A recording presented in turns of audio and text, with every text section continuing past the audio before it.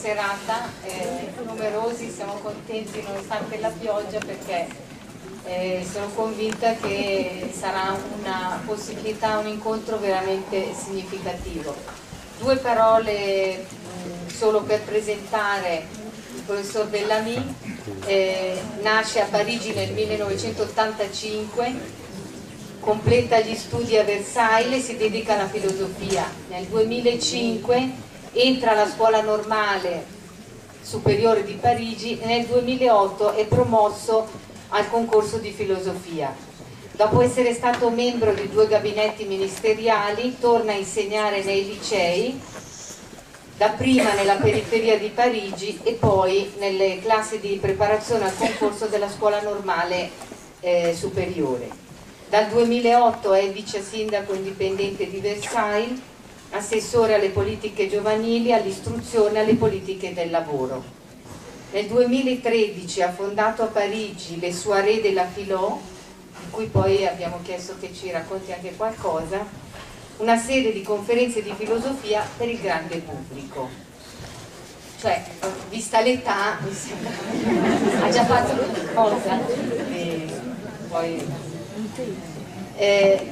non so che cosa dire per introdurre questo incontro. Devo dire che in un momento in cui, per la realtà nella quale siamo immersi, spesse volte sembra prevalere il lamento, la rassegnazione, leggere le pagine di questo libro, del suo libro I diseredati, o sentirlo raccontare come è capitato a me un anno fa, veramente è come aprire una finestra e far entrare un'aria pulita e interessante, perché si trova il coraggio di guardare in faccia al mondo così come è fatto, senza paura di porsi delle domande vere, urgenti, con le quali a volte, magari come adulti, non abbiamo sempre il coraggio di avere a che fare. Questa sera il pubblico, come abbiamo spiegato anche il professor Bellamy, è abbastanza vario, ci sono insegnanti, ci sono genitori, comunque ci sono tante persone implicate nell'avventura educativa, ci sono anche studenti e sono sicura che comunque qualcosa per ciascuno questa sera c'è la possibilità di raccogliere e di portare a casa. Che cosa abbiamo chiesto al professor Bellamy? Beh, innanzitutto gli abbiamo chiesto di raccontare la sua esperienza personale, soprattutto dell'insegnamento in questa scuola parigina, dalla quale hanno iniziato a sorgere, anche per delle questioni drammatiche che ha incontrato, delle domande e come da questo ha iniziato ad approfondire queste domande e a cercare delle risposte. Come lui dice nello stesso libro, perché entrare in classe? Dobbiamo educare e insegnare senza sapere perché? Rassegnarci a non avere nulla da trasmettere, come sollecitava il formatore del Ministero dell'Istruzione francese all'inizio di un corso per i docenti? Nel suo libro il professor Bellamy afferma, per esempio, vogliamo ancora educare ma non vogliamo trasmettere. Si è scelto di educare alla cittadinanza, alla tolleranza, al rispetto, ma a prescindere da qualcosa che dobbiamo consegnare. Perché quanto più l'educatore interviene e si impegna, sembrerebbe da tante diciamo, modalità o suggerimenti che vengono dalla cultura nella quale siamo immersi, tanto più uno vuole comunicare, tanto più ha qualcosa di sospetto. Quindi da dove viene questo sospetto sul compito educativo e di conseguenza spesso la dimissione dell'adulto dalla responsabilità educativa? Alla fine l'ultima cosa che abbiamo anche chiesto è quello di proporci, come fa lui nella seconda parte del suo libro, alcuni spunti dalla sua esperienza proprio su come rifondare questa trasmissione di un'eredità della quale lui dice la nostra generazione ha privato i giovani, per quello dice noi stiamo creando dei diseredati. E quindi come riprendere il valore positivo e profondo del compito educativo, come coinvolgere e rendere protagonisti i giovani della scoperta della ricchezza che viene da chi li ha preceduti. Quindi abbiamo chiesto un po' di fare questo percorso al professor Bellamy. C'è ovviamente la fatica della traduzione simultanea. Adesso cioè, lui è molto bravo comunque, io l'ho già sentito, è capace di stare nei tempi. Ci piacerebbe poi, dopo questo suo, diciamo, questa sua proposta di intervento, anche magari lasciare un attimo la possibilità di domande. Quindi lascio la parola al professor Bellamy, grazie. Buonasera. C'est une très grande joie pour moi de vous rencontrer et je suis très impressionné de vous voir si nombreux ce soir. È una grande gioia per me incontrarvi e sono impressionato dal vostro numero questa sera. Et je vous demande déjà pardon de ne pas savoir assez votre langue pour pouvoir vous parler directement et je remercie M. Beghi, l'interprète. E quindi mi dispiace di non sapere sufficientemente la vostra lingua da potervi parlare direttamente, quindi molto cortesemente vi ringrazio di questa opera di traduzione. Je vous remercie vraiment beaucoup pour votre accueil ce soir dans ce lieu d'éducation et pour l'occasion que vous nous donnez de réfléchir ensemble au sens de l'acte éducatif. Vi ringrazio molto per questa accoglienza in un luogo di educazione e quindi per l'occasione di riflettere insieme sul significato dell'opera educativa. Je viens à cette réflexion avec beaucoup d'humilité parce que je ne suis qu'un tout jeune enseignant et je ne voudrais pas vous partager ce soir un savoir-faire éducatif. Mi approccio a quest'opera con grande umiltà perché in fondo non sono che un giovane insegnante e quindi non vorrei mettermi davanti a voi come colui che sa tutto. Mais j'ai réfléchi sur cette question de l'éducation quand j'ai commencé à enseigner pour essayer de retrouver d'abord pour moi-même le sens du métier que je faisais. Ma mi sono fatto delle domande sul significato dell'educazione quando ho cominciato a insegnare proprio per ritrovare per me stesso il significato del mio lavoro di educatore. En fait, tout a commencé avec un événement qui s'est déroulé en Italie, un concert donné à l'occasion de l'anniversaire de l'unité italienne et qui était dirigé par Riccardo Muti. In effetti l'origine di tutto è stato un concerto fatto in Italia per l'anniversario dell'unità, un concerto diretto da Riccardo Muti. Je regardais ce concert à la télévision et au moment où Muti dirigeait le chœur des esclaves, on lui a demandé un bis pour le Nabucco de Verdi. E quindi guardavo questo concerto alla TV e quando Muti ha diretto il concerto degli schiavi del Nabucco gli è stato chiesto un bis. Et il s'est tourné vers la salle et il a parlé à la salle et il a dit « Je veux bien faire un bis ». C'est très rare parce que Muti le fait très rarement. E lui si è voltato verso la sala e ha detto ok, facciamo il bis, e questa è una cosa molto rara perché Muti molto raramente concede un bis. Et il a dit, avant de faire ce bis, je voudrais que nous réfléchissions ensemble à ce que nous avons fait de notre culture. E le ha detto, prima di fare questo bis vorrei riflettere un attimo con voi su quello che abbiamo fatto della nostra cultura. Et de ce que nous avons su transmettre de notre culture aux générations qui nous suivent. E di ciò che abbiamo saputo trasmettere della nostra cultura alle generazioni che ci seguono.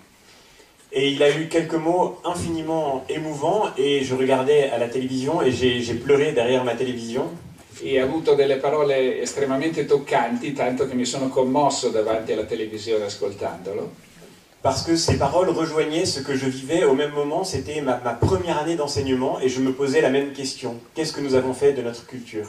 Perché queste parole risuonavano quelle domande che erano vive in me perché era il mio primo anno di insegnamento e quindi mi chiedevo cosa abbiamo fatto della nostra cultura.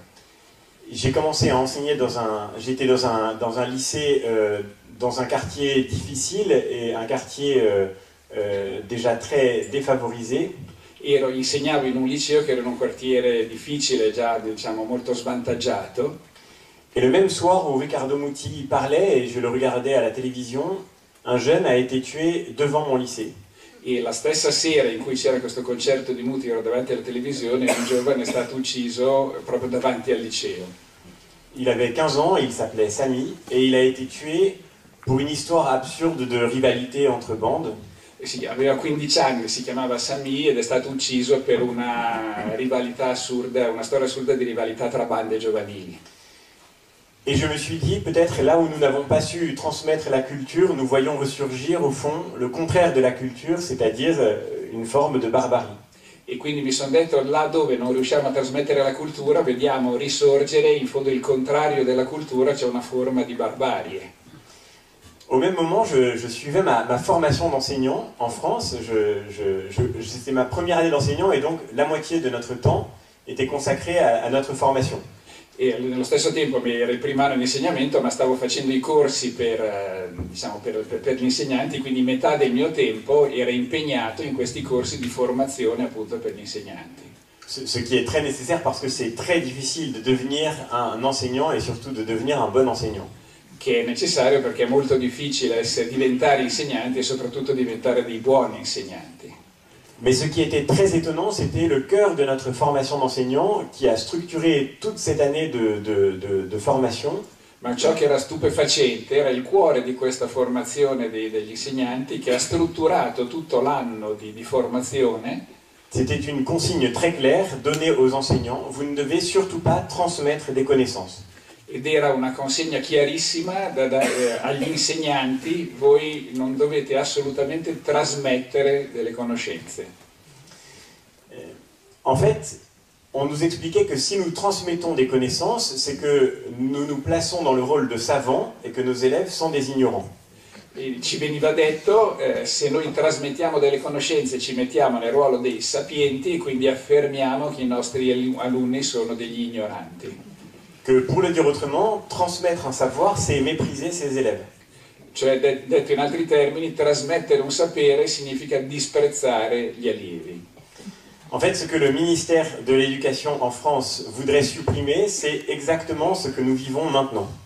E in effetti quello che il Ministero dell'Istruzione vorrebbe abolire in Francia è esattamente quello che sta accadendo qui in questo momento. Je vous parle, vous écoutez, j'ai un micro et vous n'en avez pas. Io parlo, mi ascoltate, io un microfono, voi non ce l'avete. Et en plus, on nous a mis sur une estrade et donc nous vous regardons d'en haut. E in più siamo su un palco, quindi vi guardiamo dall'alto in basso.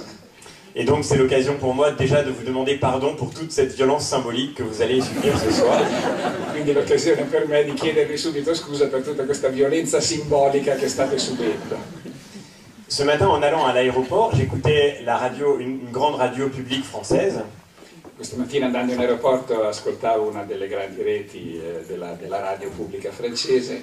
Et un expert du ministère de l'Éducation disait nous devrions retirer la parole aux enseignants pour la donner aux élèves.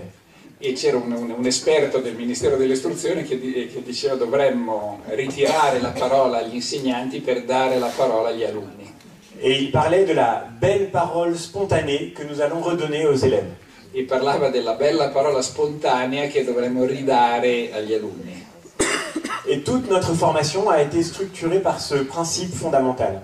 E tutta la nostra formazione di insegnanti è stata strutturata attorno a questo principio fondamentale.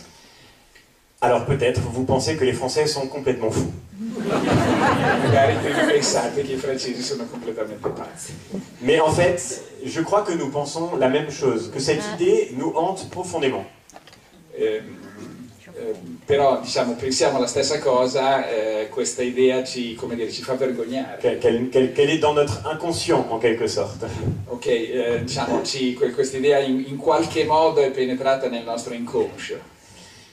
En fait, cette idée toute simple que j'ai rencontrée dans ma formation, elle consistait à dire que l'autorité est toujours quelque chose qu'on retire à la liberté. E quindi l'idea sottostante a questo modo di concepire è che l'autorità è sempre qualcosa che riduce, condiziona la libertà. Et que plus on donne de l'autorité à l'adulte, à l'enseignant, aux parents, plus on retire de la liberté à l'enfant. E quindi più autorità viene data all'alunno, all'insegnante, con più libertà viene tolta all'allievo, all'alunno. Et cette idée, elle nous est commune, quelle que soit notre position dans les débats éducatifs. E questa idea è piuttosto comune, quale che sia la nostra posizione nei vari dibattiti sull'educazione. Parfois nous dirons il faut plus de liberté et donc moins d'autorité. Talvolta diremo ci vuole più libertà e quindi meno autorità. Et parfois nous pensons qu'il faut plus d'ordre, plus de discipline et donc plus d'autorité et tant pis pour la liberté. E talvolta diciamo invece che ci vuole più ordine, più disciplina, quindi più autorità e tanto peggio per la libertà.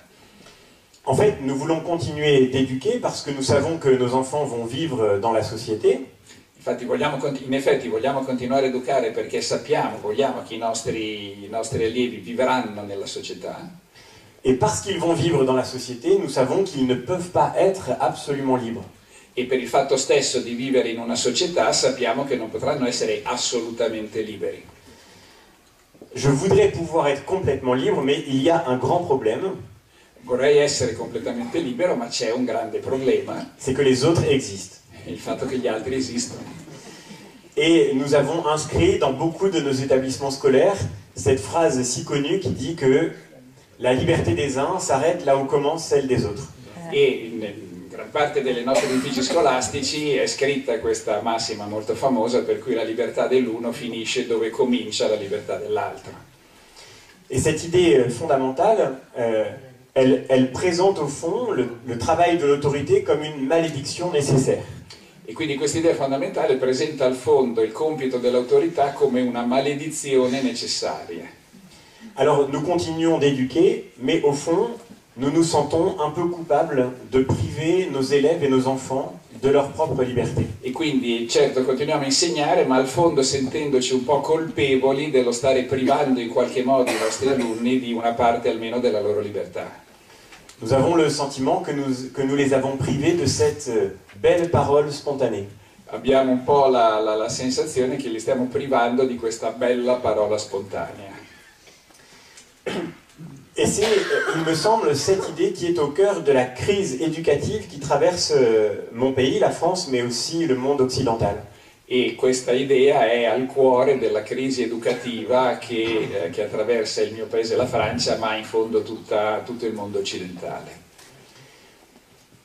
Au fond, en essayant de remonter aux sources de cette conception, j'ai eu le sentiment qu'elle se résumait dans un seul mot.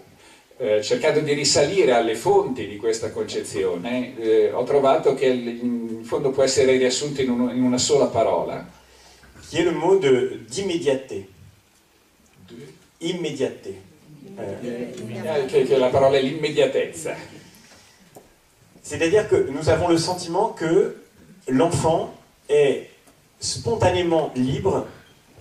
In fondo abbiamo l'idea che il bambino sia spontaneamente libero et que l'existence des autres et de l'autorité lui retire cette liberté originaire. E che l'esistenza degli altri e dell'autorità in qualche modo gli ritiri, gli riduca questa libertà originaria. Je suis professeur de philosophie et très souvent les élèves nous disent, ou d'autres personnes que l'on rencontre, vous devriez donner à vos élèves l'occasion de penser par eux-mêmes plutôt que de lire des auteurs.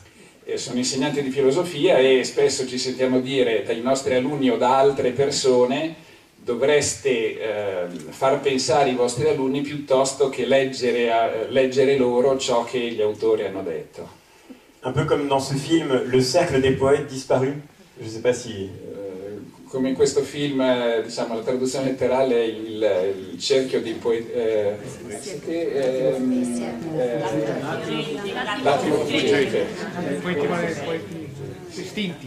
Où un professeur de philosophie explique à ses élèves qu'il faut écarter les livres pour exprimer leur propre liberté.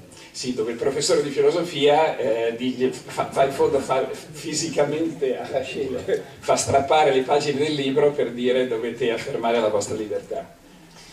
Et cette idée, au fond, elle traverse toutes les sociétés occidentales et tous les lieux de transmission. E quest'idea in qualche modo attraversa tutta la società occidentale e tutti i luoghi di trasmissione del sapere. Et elle traverse bien sûr l'école, mais aussi les familles. E attraversa le scuole, ma anche le famiglie. Et aussi, par exemple, prenons l'Église d'un pur point de vue sociologique. E anche prendiamo la Chiesa strettamente dal punto di vista sociologico. Beaucoup de gens se sont dit, ce n'est pas parce que je suis de telle religion que je vais imposer ma religion à mes enfants.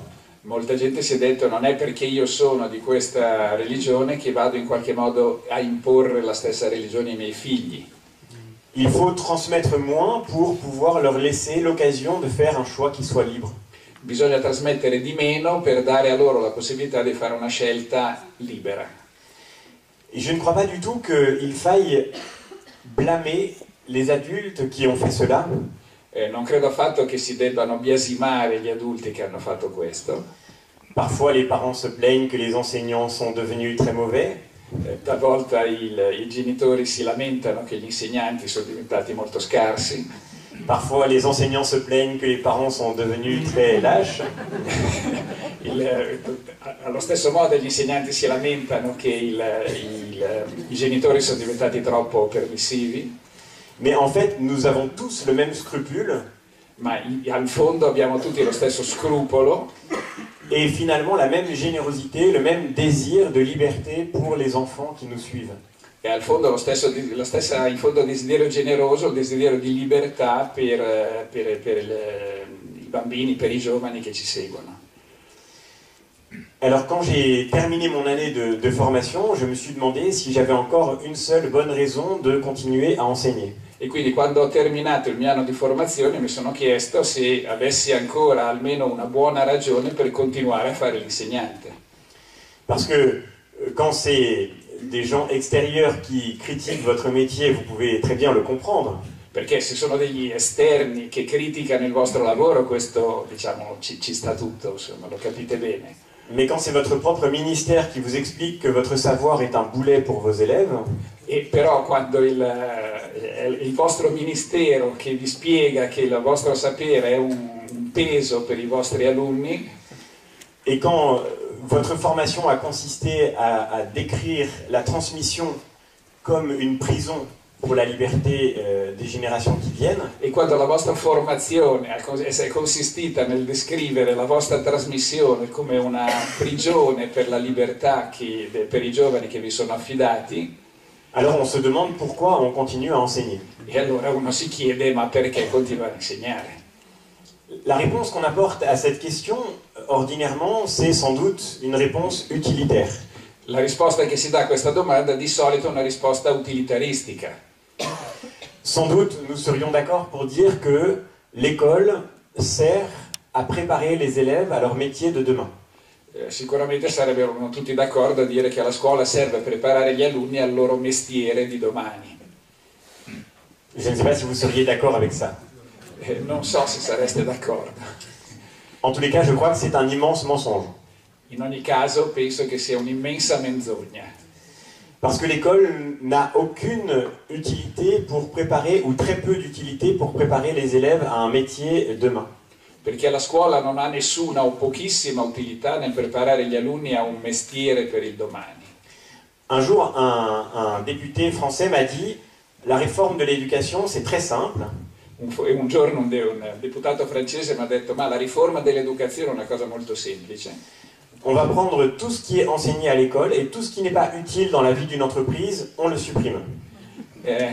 Allora si prende tutto quello che viene insegnato a scuola, si va a vedere che cosa non è utile nella vita di un'impresa e lo si toglie da quello che viene insegnato. Il prenait comme exemple le fait qu'il avait dû apprendre à jouer du pipeau quand il était au collège. Ha preso come esempio il fatto che aveva dovuto imparare a suonare uno strumento quando era a scuola. Et c'est vrai que ça semble bien ne servir à rien dans la vie professionnelle. E certo questo sembra non servire a nulla nella vita professionale. Mais si on accepte ce critère, on peut se poser ensemble cette question, pour ceux qui d'entre vous, parmi vous, travaillent.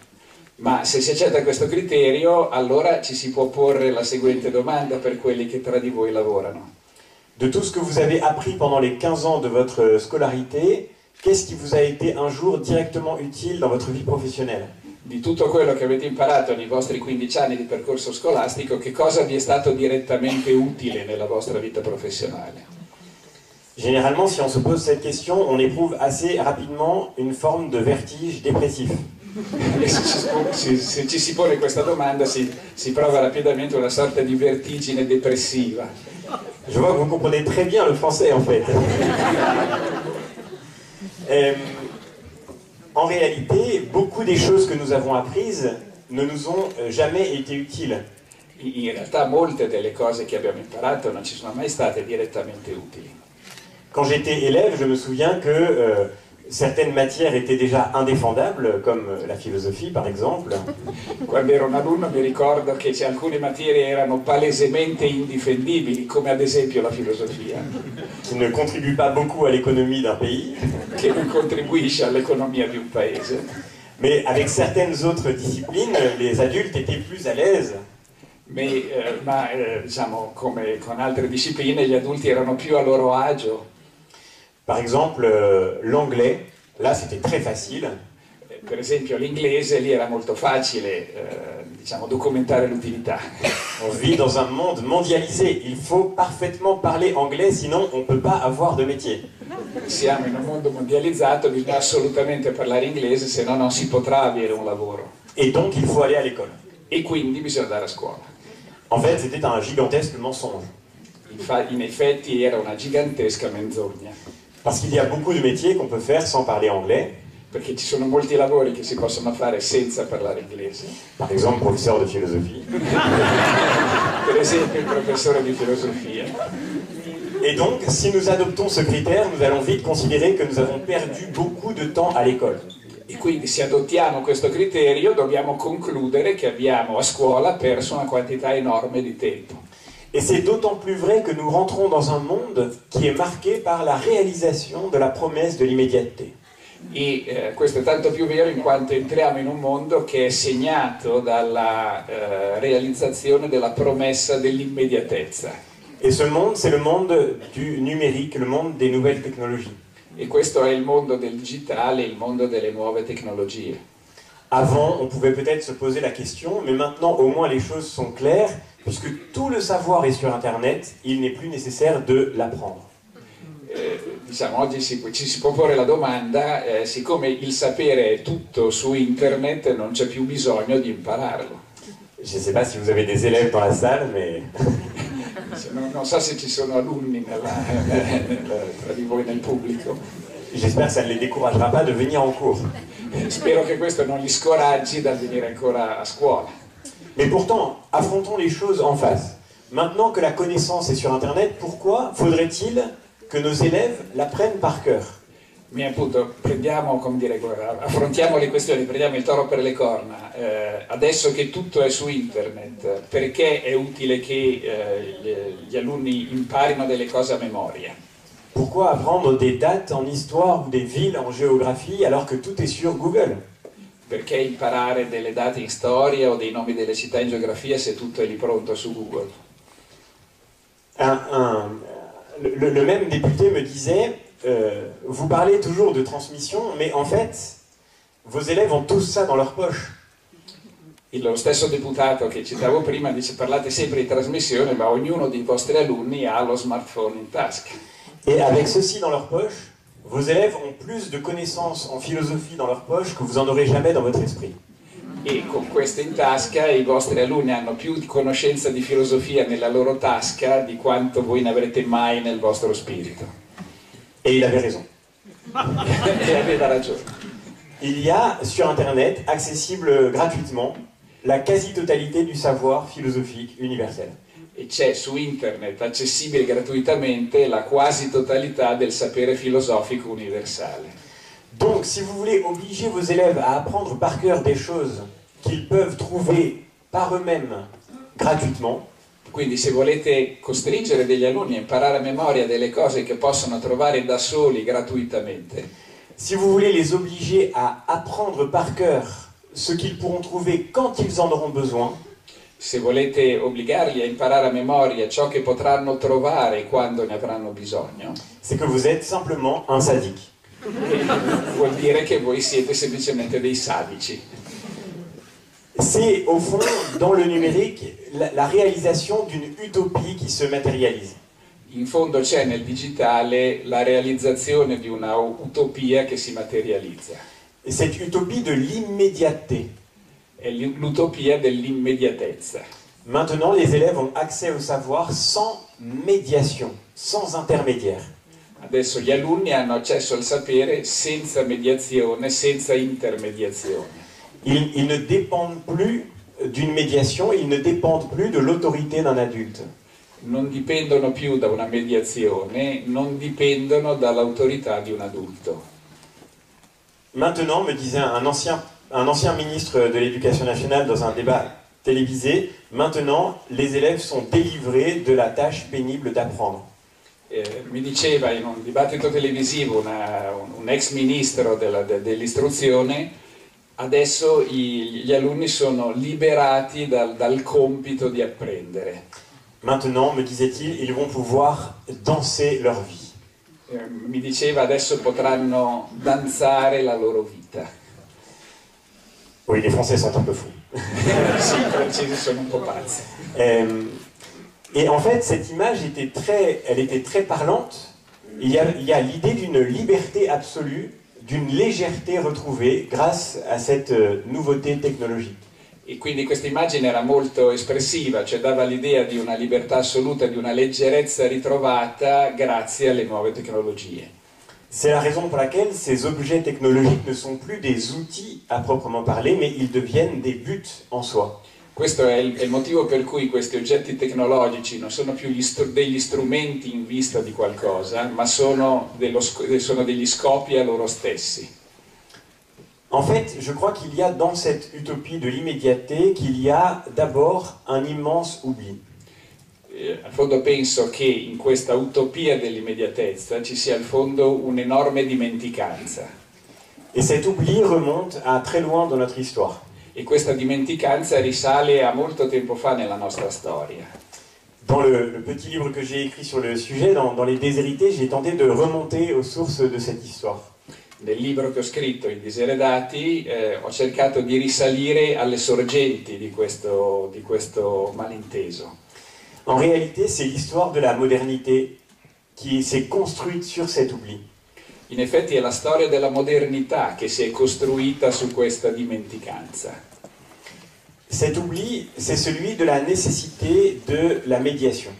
Questa dimenticanza è quella della necessità della mediazione. En fait, la culture n'est pas quelque chose qui s'ajoute à notre personnalité.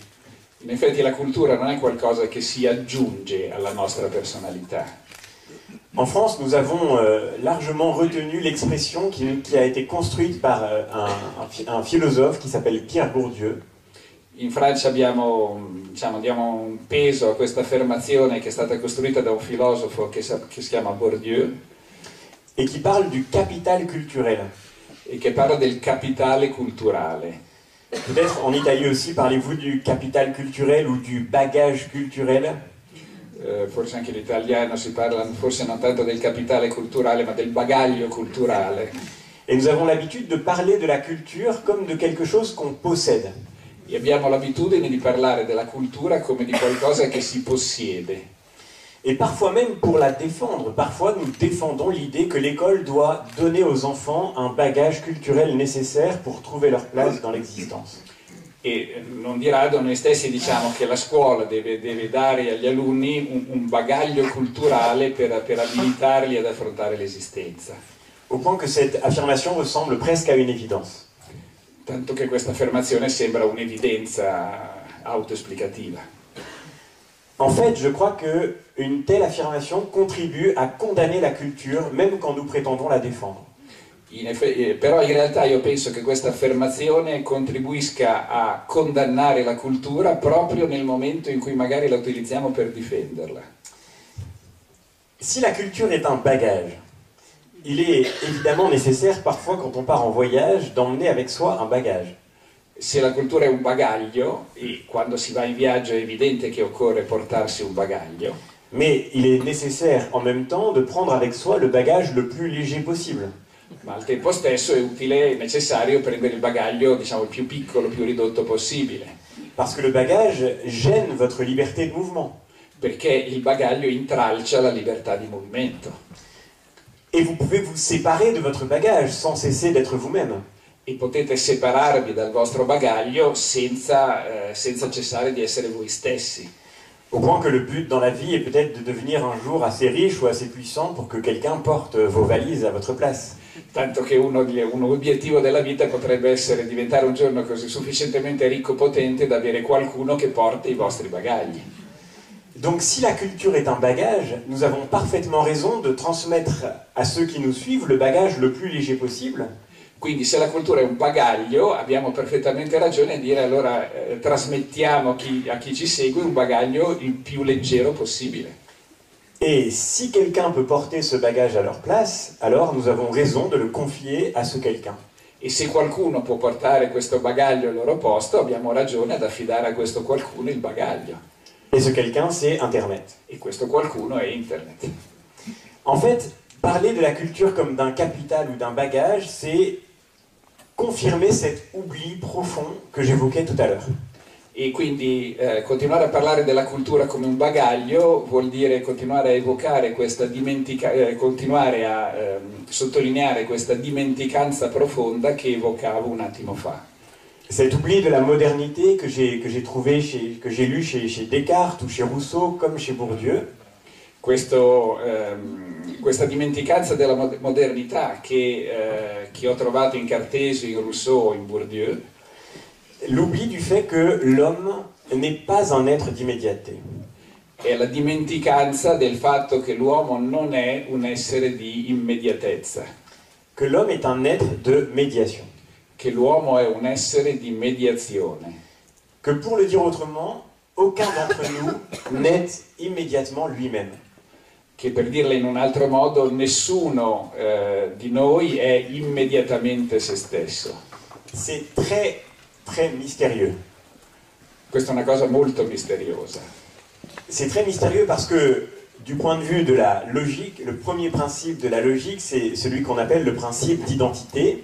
E questo è misterioso perché dal punto di vista della logica, il primo principio della logica è quello che si chiama il principio di identità. Et le principe d'identité, c'est que A égale A, c'est-à-dire qu'une chose est elle-même. E quindi il principio di identità è che A uguale A, cioè che ogni cosa è se stessa. Mais pour ce qui nous concerne, aucun d'entre nous n'est immédiatement lui-même. Ma per quanto ci concerne direttamente, nessuno di noi nasce come immediatamente se stesso. Et c'est cela que nous avons oublié. Ed è questo che abbiamo dimenticato. Pour le comprendre, on pourrait prendre une comparaison avec l'animal. Per capirlo si potrebbe fare un paragone con l'animale. Pardonnez-moi d'être très schématique parce que l'animal est un sujet philosophique passionnant et qui appellerait une longue réflexion. Perdonatemi lo schematismo perché l'animale è un soggetto filosofico molto interessante che richiederebbe una lunga discussione. Mais pour aller à l'essentiel, on peut dire que l'animal est plutôt par nature un être d'immédiateté. Ma per semplificare si può dire che l'animale è piuttosto per natura un essere di immediatezza. Alors que l'homme n'est pas capable de cette immédiateté. Mentre l'uomo non è capace di questa immediatezza. Et c'est ce qui fait que l'animal est vraiment fascinant pour nous. E questo rende l'animale così affascinante per noi. Les abeilles n'ont pas besoin de faire des écoles d'architecture pour apprendre à construire des ruches. Le api non hanno bisogno di frequentare una scuola d'architettura per imparare a costruire gli alveari. Et les araignées n'ont pas besoin de faire des écoles d'ingénieurs pour apprendre à tisser des toiles. I ragni non hanno bisogno di andare a scuola di ingegneria per imparare a tessere le tele. Ils n'ont pas besoin des cours de Monsieur Begui en physique. Non hanno bisogno dei miei corsi di fisica. Et pourtant, une toile d'araignée, c'est un miracle d'ingénierie.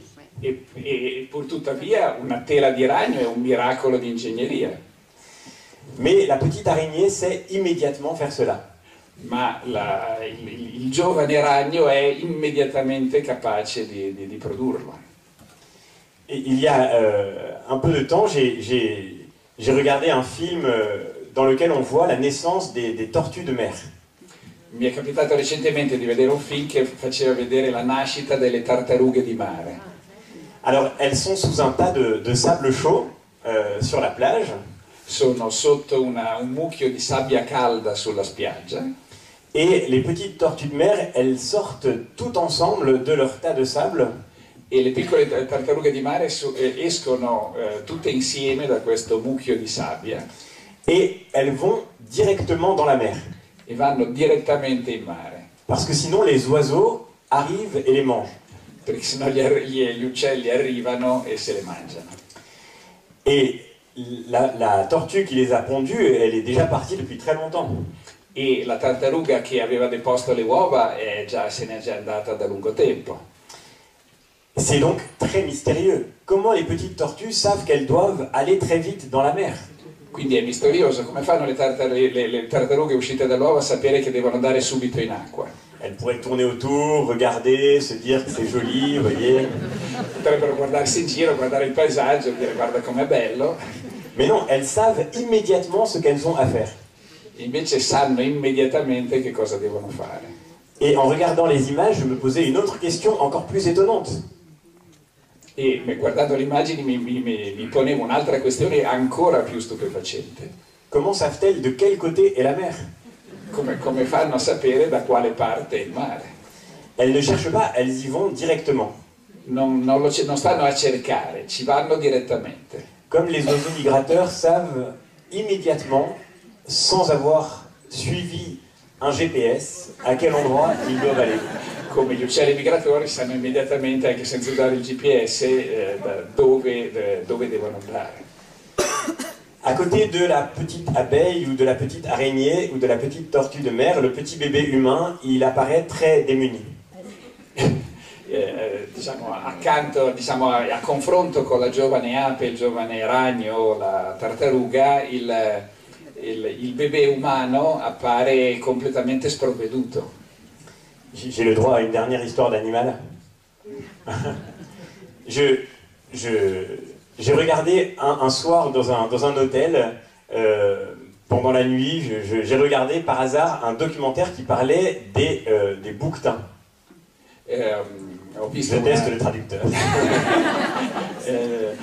Ho visto un documentario che parlava degli stambecchi. Alors, 24 heures après leur naissance, le documentaire raconte qu'ils gambadent dans la montagne comme ils le feront toute leur vie. E il documentario illustrava che 24 ore dopo la loro nascita sanno sgambettare sulla montagna come lo faranno poi per tutta la loro vita. La montagne, hein, compliqué. Et alors, je regarde ça et quelques jours après, je vais dîner chez des amis qui ont un petit bébé. E dopo aver visto questo, pochi giorni dopo sono andato a cena da amici che avevano un figlio neonato. Et c'est souvent le cas quand c'est le premier bébé, la totalité du dîner est consacrée au dernier exploit en date du petit. E come spesso accade quando c'è un bimbo piccolo, la totalità della cena è dedicata all'ultimo exploit del piccolo. Et là, le grand exploit, il a 1 an et demi, le petit bébé, c'est qu'il commence à marcher. E lì il grande exploit era che a 1 anno e mezzo aveva cominciato a camminare. Et il fait 3 pas. Et il s'arrête et il repart. E fa 3 passi e si ferma e poi riparte. Et c'est très important. Ed è molto importante. Parce que sinon il titube mais il ne marche pas vraiment. E se no, appunto, se non riparte tituba ma non cammina veramente. 3 quarts d'heure sur ce sujet. 3 quarti d'ora su questo argomento. Tu te rends compte, c'est tellement impressionnant, il fait ses premiers pas. Ti rendi conto che mi colpisce così tanto, fa i primi passi. Alors moi évidemment je m'enthousiasmais avec mes amis bien sûr. Allora io ho mostrato entusiasmo con i miei amici ovviamente. Mais en moi-même je pensais au petit bouquetin. Tra me pensavo al piccolo stambecco. Et je me disais 1 an et demi. 1 anno e mezzo. Sur du plat, de la moquette. Sulla moquette in piano. C'est complètement ridicule. È completamente ridicolo. Le petit bébé humain que nous avons tous été a commencé par être infiniment démuni. Même marcher, nous avons dû l'apprendre. il piccolo bebè umano che tutti siamo stati ha cominciato essendo completamente sprovveduto, anche camminare in piano è stata una conquista. Immédiatement, nous ne savions absolument rien faire. Immediatamente non sapevamo fare assolutamente nulla. À part pleurer pour dire que quelque chose n'allait pas, A parte piangere per segnalare che c'era qualcosa che non andava bene et prendre la nourriture qu'on nous tendait, e prendere il cibo che ci veniva dato. mais sinon nous ne savions rien faire. Ma se no non sapevamo fare assolutamente nulla. Et pourtant, n'importe quel petit bébé, le jour même de sa naissance, E purtuttavia ogni neonato lo stesso giorno della sua nascita il est capable de faire des choses extraordinaires. è capace di fare delle cose straordinarie, Il est capable de penser, de parler, è in grado di pensare, di parlare, il est capable d'imaginer, d'inventer, è capace di immaginare, di inventare, il est capable d'entrer en relation avec les autres et il est capable d'aimer. è capace di entrare in relazione con gli altri, è capace di amare, Mais pour accomplir toutes ces facultés qui sont en lui, ma per portare a compimento, per realizzare tutte queste facoltà che sono in lui, il aura d'abord besoin de rencontrer une altérité, avrà prima bisogno di incontrare un'alterità et même de rencontrer une autorité, e anche di incontrare una autorità par où viendra jusqu'à lui ce qu'on appelle la culture, attraverso la quale arriverà fino a lui quello che si chiama la cultura, qui est comme le travail de toutes les générations qui nous ont précédés, che è come il lavoro di tutte le generazioni che ci hanno preceduto, pour nous permettre d'apprivoiser notre propre nature. per permetterci, come dire, di rifornire la nostra propria natura. Alors comment définir la culture? Allora, come definire la cultura? La culture, ce n'est pas le fait de s'intéresser aux beaux-arts ou de fréquenter les musées. La cultura non è il fatto di interessarsi alle belle arti o frequentare i musei. Au sens philosophique du terme, disons de manière très rapide que c'est tout ce que les hommes ajoutent à la nature. In un senso filosofico molto rapido diciamo che la cultura è tutto ciò che gli uomini aggiungono alla natura. Et l'immense mystère de la condition humaine, c'est que nous avons besoin de la médiation de la culture pour apprivoiser notre propre nature. E l'enorme mistero della condizione umana è che abbiamo bisogno della cultura per appropriarci della nostra natura. Prenons un exemple. Par exemple, prenons l'exemple de la langue. Prendiamo l'esempio della lingua. La langue est un produit culturel. La lingua è un prodotto culturale. D'ailleurs, il y a une pluralité de langues, comme nous en faisons l'expérience ce soir. E d'altronde c'è una pluralità di lingue come stiamo sperimentando questa sera. Elles sont le résultat d'une histoire, d'une construction, d'une élaboration, avec leurs richesses et leurs lacunes. Sono la storia di tutta una costruzione, di una elaborazione con le loro ricchezze e con le loro lacune. Et d'ailleurs, nous pouvons regarder la langue comme la modernité regarde la culture et la médiation, comme une occasion d'enfermement et d'emprisonnement.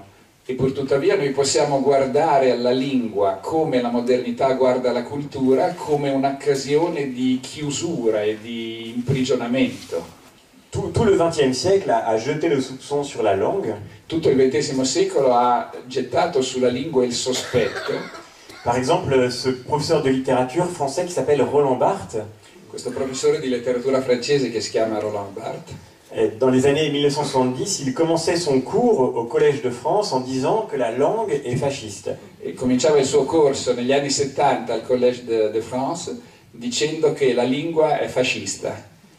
Alors pourquoi la langue est-elle fasciste? Allora, perché la lingua dovrebbe essere fascista? Bon, d'abord parce que dans les années 70, en France, fasciste, ça veut dire très très méchant, c'est la même chose. Innanzitutto perché negli anni 70 in Francia, esattamente come in Italia, dire fascista voleva dire il peggio del peggio. En fait, la langue est fasciste, dit Roland Barthes, parce que d'abord, elle repose sur nous comme un arbitraire. E in effetti diceva Roland Barthes, la lingua è fascista perché si appoggia, viene addosso a noi come qualcosa di arbitrario.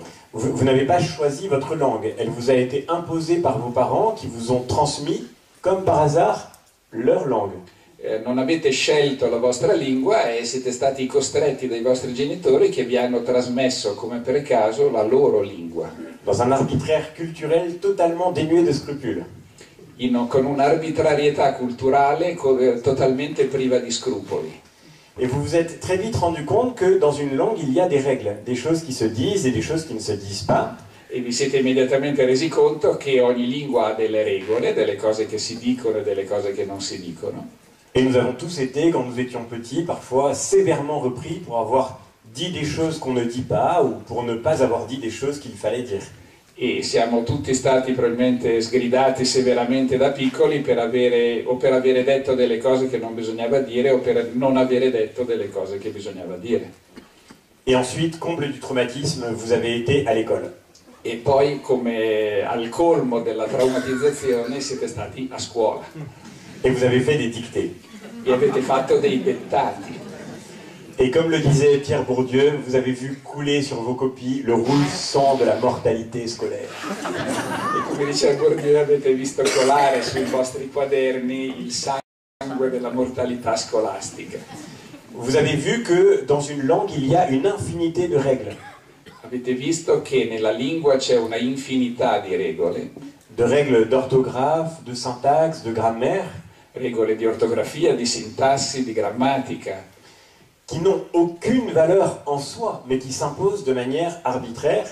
Che non hanno nessun valore in sé, ma che vengono imposte in modo arbitrario. Depuis que j'ai commencé à parler ce soir, je passe mon temps à obéir à ces règles.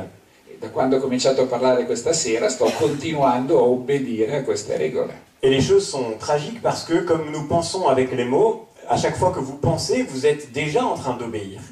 E le cose sono tragiche perché siccome noi pensiamo attraverso le parole, nel momento stesso in cui pensate state obbedendo. La plus personnelle de vos idées, la plus intime de vos émotions, dès qu'elle vient dans les mots à votre conscience, elle est déjà saisie dans le carcan de la langue. E la più personale delle vostre idee, la più intimo dei vostri sentimenti, nel momento in cui viene espresso in parole è già stato catturato da questo Discipline, carcan. Da questa disciplina della lingua. Et donc la langue saisit dans sa prison tout ce que vous pensez, tout ce que vous êtes. E quindi la lingua cattura nella sua prigione tutto quello che voi pensate, tutto quello che voi siete. Elle est donc totalitaire, elle est fasciste. E quindi è totalitaria e quindi è fascista. CQFD. Ce qu'il fallait démontrer. Ah, sì, CVD, CVD, come volersi dimostrare. Et conclut Roland Barthes, il ne peut donc y avoir de liberté qu'en dehors de la langue. E quindi concludeva Roland Barthes, non può darsi libertà se non al di fuori della lingua. Ben voilà, toute la question est exactement là. E tutta la questione è esattamente qui. Où se trouve cette liberté en dehors de la langue? Dove si trova questa libertà al di fuori della lingua? Est-ce que vous seriez plus libre aujourd'hui? Est-ce que vous penseriez plus librement sans la langue qui vous a été transmise? Sareste più liberi oggi, pensereste più liberamente senza la lingua che vi è stata trasmessa? La réponse est non, parce que sans cette langue, nous n'aurions pas commencé à penser. E la risposta è no, perché senza la lingua non avremmo neanche cominciato a pensare. Bien sûr, quand vous étiez de petits bébés, quand nous étions de petits enfants, nous étions capables de penser. Certo, quando eravamo infanti eravamo capaci di pensare. Nos parents n'ont pas produit en nous la capacité de parler. I nostri genitori non hanno prodotto in noi la capacità di parlare. Ils n'étaient pas des magiciens qui pouvaient créer en nous une faculté nouvelle. Non erano dei maghi che potevano creare in noi una facoltà nuova. Sinon, ils auraient donné aussi la capacité de parler à notre nounours en peluche et ça aurait été plus facile pour eux. Se no, se fossero stati capaci di produrre loro la capacità di parlare, l'avrebbero data anche al nostro orso di peluche, magari sarebbe stato più facile per loro. Non, nous étions naturellement capables de parler. Quindi eravamo naturalmente capaci di parlare. Mais nous n'aurions pas commencé à parler sans la langue que nos parents nous ont transmise. Ma non saremmo stati capaci di cominciare a parlare senza la lingua che i nostri genitori ci hanno trasmesso. Et nous n'aurions jamais commencé à penser sans cette langue et les règles et la discipline de cette langue. E non avremmo cominciato a pensare senza questa lingua e le regole e la disciplina di questa lingua. Et donc on peut dire que, contrairement à cette fascination pour l'immédiateté, E quindi si può dire che contrariamente a questo fascino dell'immediatezza, tout ce qui s'est accompli en nous l'a été par une médiation qui nous précédait. tutto ciò che si è compiuto in noi si è compiuto per una mediazione che ci ha preceduto. À chaque fois que vous parlez, vous dites votre dette à l'égard de ceux qui vous ont précédés. E ogni volta che parlate voi state dicendo il vostro debito rispetto a tutti quelli che vi hanno preceduto. À chaque fois que nous pensons, nous disons ce que nous avons reçu pour former notre propre pensée. E tutte le volte che pensiamo diciamo in fondo la gratitudine rispetto a tutti quelli che ci hanno preceduto. Ça ne veut pas dire que notre liberté ait été formatée par cette transmission. Questo non significa che la nostra libertà sia stata formatata, sia stata schematizzata o messa in gabbia da questa trasmissione. Bien au contraire, je pense que tous ceux qui sont parents ici ont vécu cette expérience vertigineuse. Penso che tutti quelli di voi che sono genitori hanno vissuto questa esperienza vertiginosa. Quand vous apprenez vos mots à un enfant, vous lui donnez les moyens de parler. Quando insegnate a un bambino le parole, gli date modo di parlare, et vous lui donnez les moyens de penser par lui-même, e gli date i mezzi per pensare, per pensare lui stesso, et vous ne savez absolument pas ce qu'il fera des mots que vous lui donnez, e non sapete assolutamente cosa farà delle parole che gli state dando. peut-être avec ces mots, il deviendra le très grand romancier du XXIe siècle. Magari con queste parole diventerà il grande romanziere del XXI secolo. Il deviendra peut-être un très grand responsable politique. Diventerà magari un grande responsabile politico. Peut-être avec ces mots, il fera grandir d'autres personnes. Magari con queste parole farà crescere delle altre persone. Et peut-être et sans doute, malheureusement, il fera aussi souffrir d'autres personnes avec les mots que vous lui donnez. E magari purtroppo farà anche soffrire delle altre persone con le parole che gli state dando. En fait, vous fondez en lui une liberté nouvelle qui est imprévisible. E quindi state fondando in lui una libertà nuova che è imprevedibile. Toute notre liberté, nous la devons à ceux qui nous ont précédés.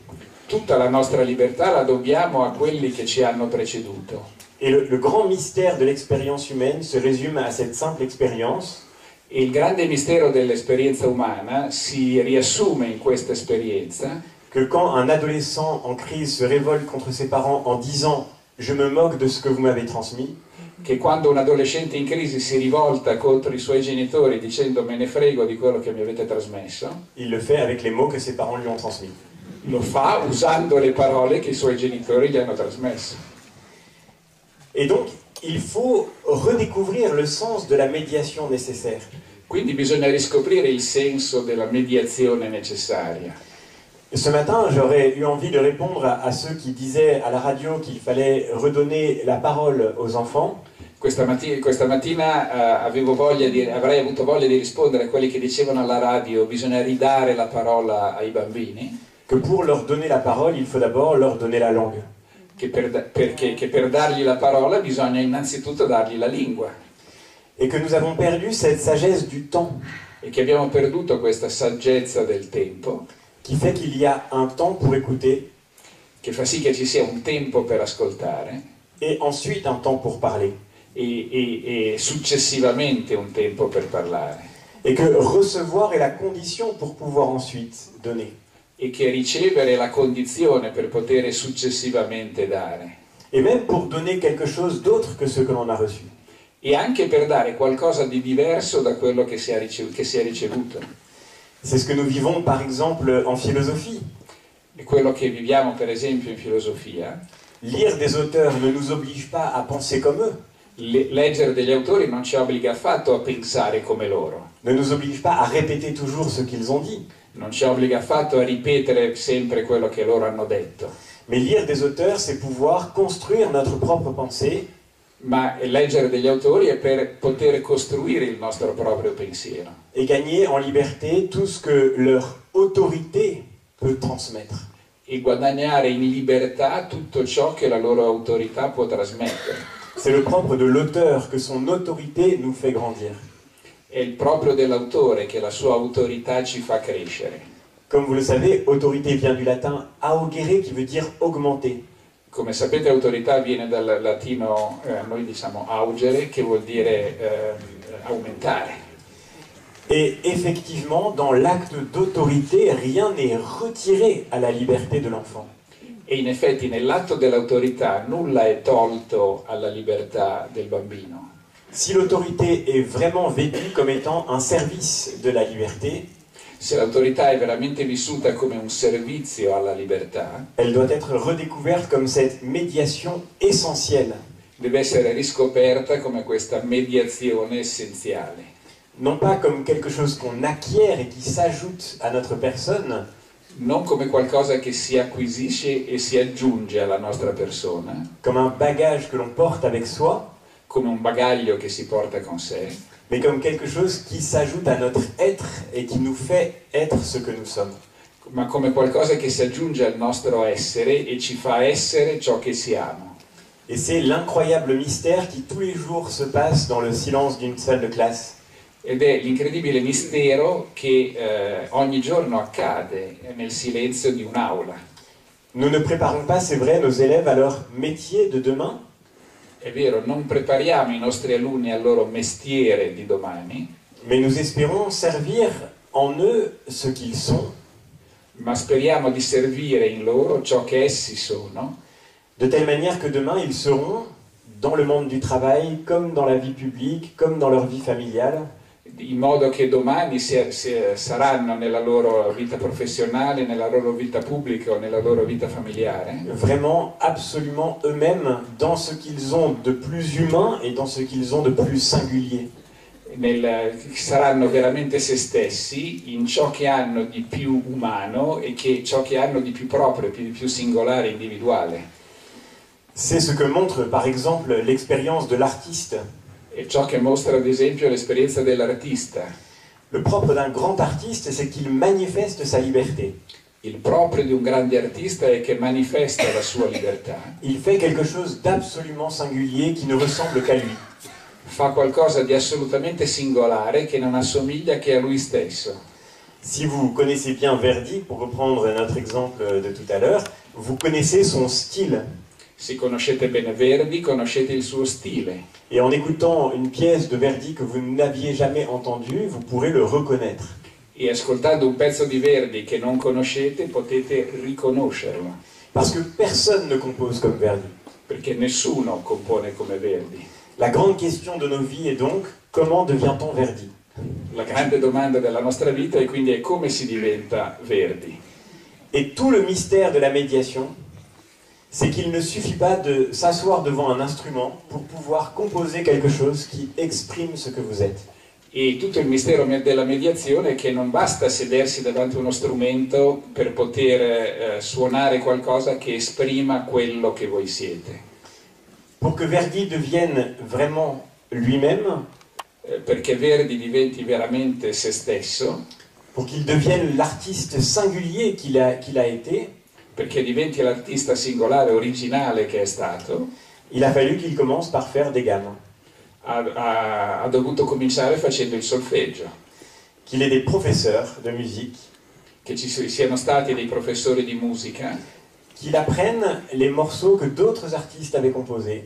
Che gli hanno insegnato i pezzi che altri artisti avevano composto. Et même qu'il les apprenne par cœur. E anche che li imparasse a memoria. Et à la fin de tout ce chemin, ce qu'il a appris devient la matière de sa propre liberté. E alla fine di tutto questo cammino, quello che lui ha appreso diventa la materia della sua propria libertà. Et alors jaillit dans le monde quelque chose qu'on n'avait jamais entendu jusque-là. E allora scaturisce nel mondo qualcosa che non era mai stato sentito prima. Le Nabucco de Verdi. Il Nabucco di Verdi. Mais ceci suppose d'abord un long chemin. Ma questo presuppone un lungo cammino. Et ce chemin, c'est peut-être singulièrement ce qu'on appelle l'enfance dans nos vies. E questo cammino è ciò che si chiama l'infanzia nella nostra vita. Mais c'est peut-être aussi l'aventure de toute notre vie parce que nous sommes tous, nous devons tous rester des enfants. Ma è anche l'avventura di tutta la nostra vita perché tutti siamo o tutti dovremmo rimanere bambini. Nous aurons toujours ce travail à faire pour tenter de nous approcher de ce que nous sommes. Avremo sempre questo lavoro da fare per tentare di avvicinarci a quello che noi siamo. Et nous approcher de nous-mêmes supposera toujours de nous mettre d'abord à l'écoute de ce que les autres peuvent nous transmettre. E diventare noi stessi presuppone sempre metterci innanzitutto in ascolto di quello che gli altri possono trasmetterci. En ce sens, on ne devrait pas mettre dans nos règlements scolaires que la liberté des uns s'arrête là où commence celle des autres. Quindi non dovremmo mettere nelle nostre scuole il principio che la libertà degli uni si ferma dove comincia o termina dove comincia la libertà degli altri, Mais que toute liberté commence toujours par la rencontre avec les autres. ma che ogni libertà comincia sempre nell'incontro con gli altri. Le fait que vous existiez n'est pas une menace pour ma liberté, Il fatto che voi esistiate non è una minaccia per la mia libertà, mais au contraire une chance pour moi d'être plus libre par ce que vous pourrez m'apprendre. ma al contrario una possibilità per me di essere più libero perché voi, grazie a quello che voi potete insegnarmi. Si la culture rejoint notre être, alors nous devons retrouver le sens de l'apprentissage. Allora, se la cultura raggiunge il nostro essere, allora dobbiamo riscoprire il senso dell'apprendistato, dell'imparare. Et c'est tout autre chose de pouvoir trouver quelques dates sur Internet et de connaître un peu de chronologie par cœur. È una cosa completamente diversa saper ritrovare delle date in internet o sapere a memoria una cronologia. Connaître l'histoire par cœur, c'est pouvoir se repérer soi-même dans le temps. Il conoscere la storia a memoria vuol dire essere in grado di situarsi, di essere orientati nel tempo. C'est ouvrir les yeux en quelque sorte sur sa propre situation. È come è aprire gli occhi sulla propria situazione. C'est tout autre chose de pouvoir traduire des mots en anglais ou de connaître une autre langue que la sienne. È tutta un'altra cosa sapere tradurre delle parole in inglese oppure conoscere una lingua diversa dalla propria. Parce que rencontrer une autre langue, c'est pouvoir élargir sa propre pensée. Perché incontrare un'altra lingua è poter esprimere il proprio pensiero. Nous n'apprenons pas d'autres langues pour trouver un métier demain, c'est totalement absurde. Non impariamo delle altre lingue per trovare un mestiere domani, questa è una cosa assurda. Nous apprenons une autre langue pour une raison bien plus essentielle, Impariamo un'altra lingua per un motivo molto più essenziale, qui est que c'est dans les mots que nous pouvons voir le monde. e che attraverso le parole che noi possiamo vedere il mondo.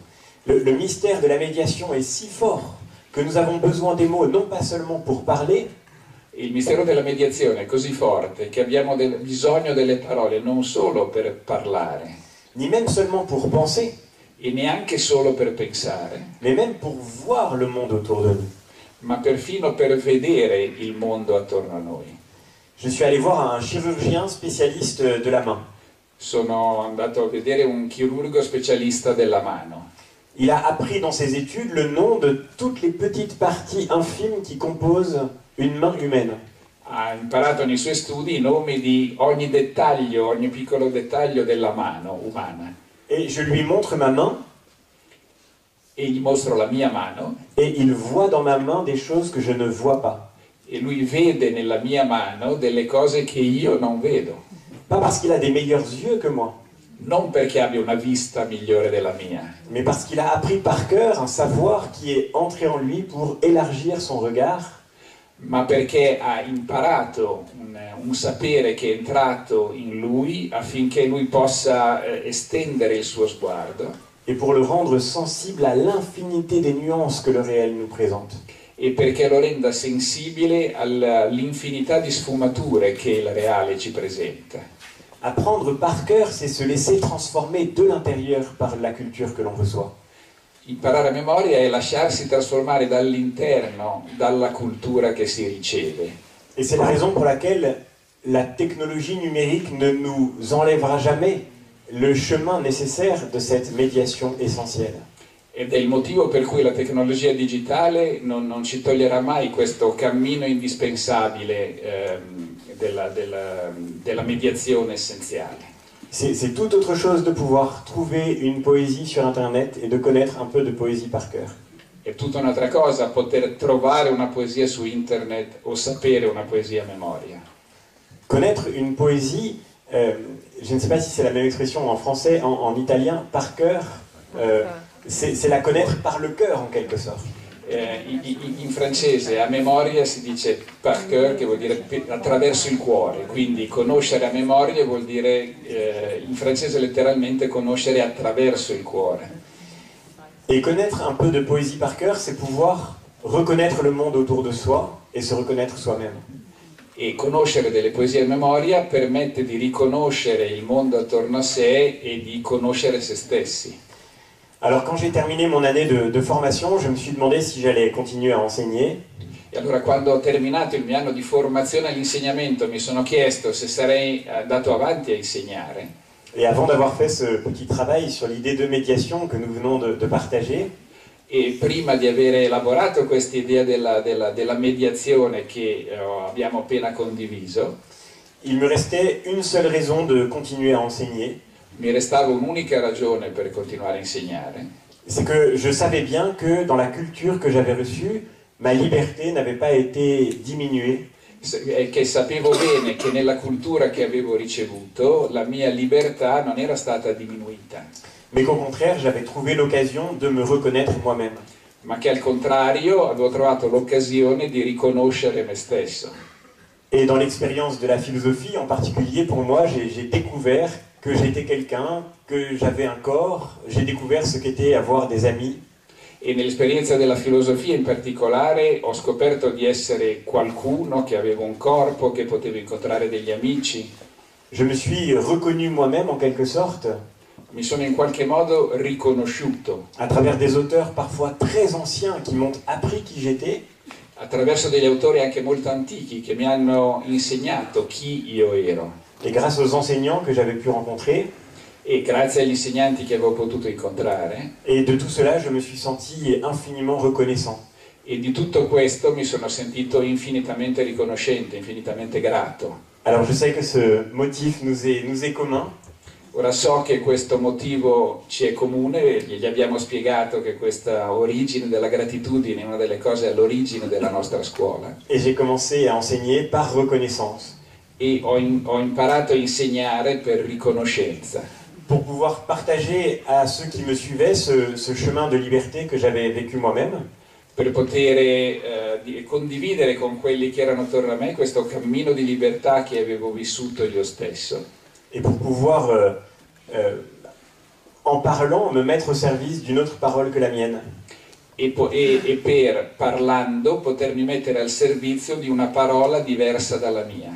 Si je demande le silence à mes élèves pour pouvoir enseigner quelque chose, Se chiedo il silenzio ai miei alunni per poter insegnare qualcosa, ce n'est pas parce que je suis plus intelligent qu'eux, non è perché sono più intelligente di loro, mais c'est seulement parce que j'ai un devoir envers eux, ma è perché ho un dovere verso di loro, celui de pouvoir transmettre ce que j'ai reçu pour fonder en eux leur propre liberté. e che ho il dovere di trasmettere a loro ciò che ho ricevuto per poter fondare la loro libertà. Et les voir conquérir peu à peu leur propre pensée ou leur propre style, E vederli conquistare poco a poco il loro proprio pensiero, il loro proprio stile, et c'est un miracle à chaque fois tellement merveilleux è un miracolo ogni volta talmente meraviglioso que je me dis parfois que c'est pas normal que je sois payé pour faire ça. che mi dico talvolta che non è quasi neanche giusto che sia pagato per farlo. C'est moi qui devrais payer pour vivre ça tellement c'est beau.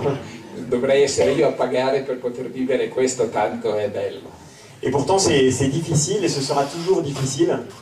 E pur tuttavia è difficile e sarà sempre difficile. Et la rencontre entre les générations sera toujours une occasion d'épreuve et parfois même de souffrance.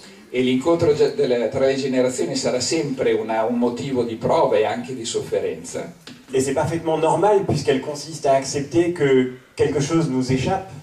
Ed è perfettamente normale che sia così, perché consiste nell'accettare che ci sia qualcosa che ci sfugge. la véritable autorité ne veut pas enfermer, au contraire, elle veut vraiment la liberté de celui sur qui elle s'exerce. E la vera libertà non vuole mai rinchiudere, ma al contrario, vuole la libertà di colui verso i quali l'autorità stessa si esercita. Mais à travers cette épreuve et ces souffrances parfois de l'acte éducatif, Ma attraverso queste prove, questa sofferenza dell'atto educativo, se joue le miracle qui constitue la totalité de l'humanité et de la liberté. si gioca questo miracolo che costituisce la totalità dell'umanità e della libertà. Et c'est l'occasion pour moi de terminer en vous disant d'abord ma reconnaissance pour ce travail de traduction que j'espère n'avoir pas été trop dur. E quindi è il motivo, l'occasione per me di chiudere ringraziando, ringrazio per questa sua cortesia. De vous dire ma reconnaissance pour votre invitation et pour ce moment partagé ce soir. E la mia riconoscenza per per avermi invitato e per aver condiviso con me questa serata. Et surtout de vous dire toute la reconnaissance que doit susciter ce que la société ne vous dit plus, ce que les politiques ne savent plus dire. E per dirvi tutta la riconoscenza che la società non sa più dirvi e che i politici non sanno più dirvi. La société pour tout ce que votre travail éducatif comme parent, comme enseignant, dans le silence de votre effort quotidien. Tutta la riconoscenza del vostro lavoro educativo come genitori e come insegnanti nel silenzio dello sforzo quotidiano. Pour tout ce que vous faites grandir d'humanité et de liberté pour le monde de demain. Per tutto quello che fate crescere come libertà e umanità per il mondo di domani. Grazie mille.